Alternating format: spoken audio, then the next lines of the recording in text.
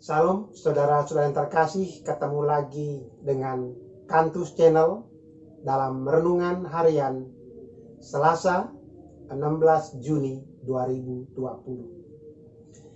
Bacaan Injil pada hari ini diambil dari Injil Matius bab 5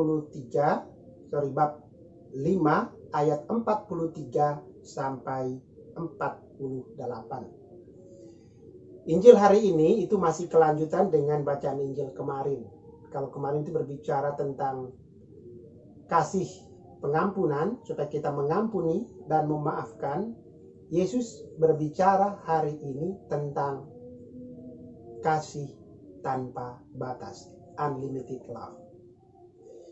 Di dalam ayat 43, Yesus berkata begini, "Kamu telah mendengar firman, kasihilah sesamamu manusia dan bencilah musuhmu." Ini diambil dari hukum Taurat.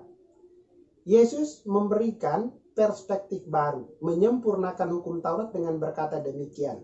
"Tetapi aku berkata kepadamu, kasihilah musuhmu dan berdoalah bagi mereka yang menganiaya kamu." Jadi orang Israel itu mengajarkan kasih yang terbatas, kasih yang limited.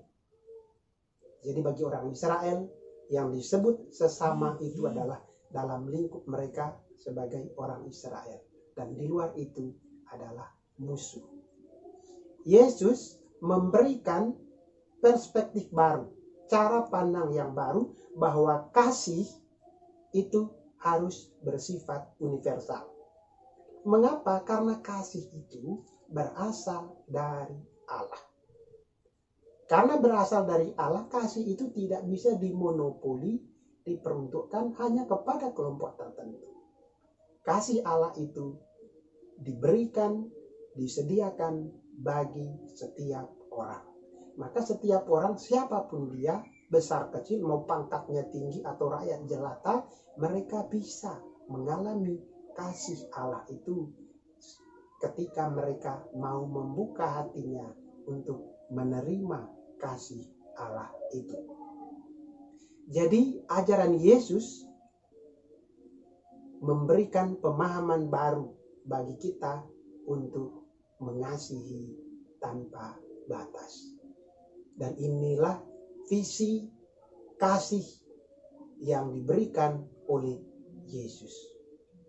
Dan sesungguhnya saudara-saudara yang terkasih, kasih yang diajarkan oleh Yesus ini sungguh-sungguh dapat mengantisipasi perubahan-perubahan. Kalau pada saat hukum ini diberikan, orang Israel itu hanya dalam satu lingkup terbatas. Kalau sekarang kita tidak bisa dibatasi, ya. Kadang seseorang ada di negara Indonesia, besok dia di Singapura, besok dia di Amerika, kemudian berikutnya lagi di negara lain. Ya. Maka kalau orang hanya memiliki kasih terbatas, maka dia tidak bisa berinteraksi dengan orang. Apalagi sekarang kita melihat, merasakan mobilitas begitu tinggi. Ya, ada orang-orang tertentu yang berpindah dari satu tempat ke tempat yang lain.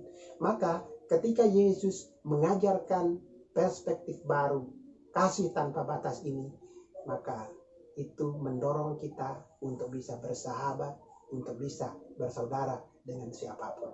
Maka kalau kita datang ke Afrika misalnya, kita tidak mengenal mereka. Tetapi ketika kita menyentuh mereka dengan kasih kita, dengan kasih Allah, maka kita bisa bersahabat dengan mereka. Maka sesungguhnya saudara-saudara terkasih, kasih ini menjadi jembatan penghubung untuk semua agama, untuk semua suku, untuk apa saja, untuk semua usia. Tidak peduli entah dia muda, entah dia tua, entah dia lansia ataupun anak-anak. Bahkan janin di dalam rahim seorang ibu juga bisa merasakan sentuhan kasih. Maka saudara terkasih, kasih ini bisa menggairahkan, membuat kita bisa berteman, bisa bersahabat dengan siapa saja.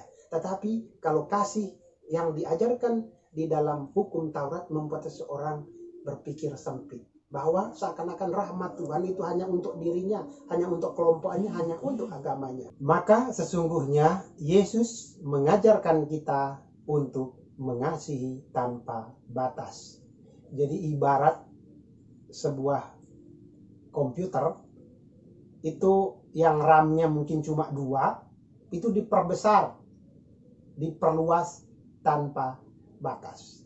Maka dengan cara lain, dengan bahasa lain, sesungguhnya dengan kasih yang Yesus ajarkan, Yesus ingin mengupgrade kasih yang terbatas itu menjadi kasih yang tanpa batas.